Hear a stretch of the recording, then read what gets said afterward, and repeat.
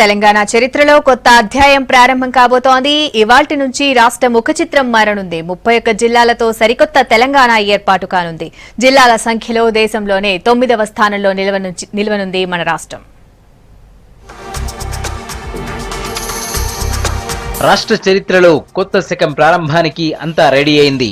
కాసేపట్లో జిల్లాల ముఖ చిత్రాలు మారిపోనున్నాయి. కొత్తగా 21 జిల్లాలు ఆవిర్భవించబోతున్నాయి. 31 జిల్లాల తెలంగాణ రాష్ట్రం ఏర్పాటు కాబోతోంది. 38 ఏళ్ల తర్వాత కొత్త జిల్లాలు ఏర్పాటవుతున్నాయి.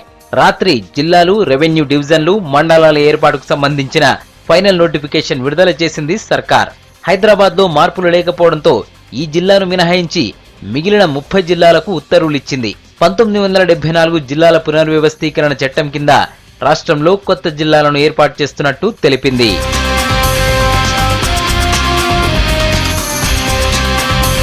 రాష్ట్రంలో ఇప్పటికే ఉన్న 43 రెవెన్యూ డివిజన్లతో పాటు కొత్తగా 25 డివిజన్లు ఏర్పాటు కానున్నాయి. 459 మండలాలకు కొత్తగా 125 కలవడంతో మొత్తం మండలాల సంఖ్య 584కు చేరనుంది. నిజామాబాద్ లో కొత్తగా 8 మండలాలు ఏర్పాటు కానున్నాయి. సంగారెడ్డిలో 7, మేడ్చల్, రంగారెడ్డి, భద్రాద్రి, నిర్మల్ జిల్లాల్లో 6 మండలాలు కొత్తగా రానున్నాయి.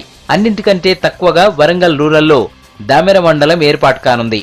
ఖమ్మం జిల్లాలో కొత్తగా రఘునాథపాలెం మండలం ఏర్పాటు కానుంది. వికారాబాద్ లో కోటిపల్లి మండలం కొత్తగా రానుంది.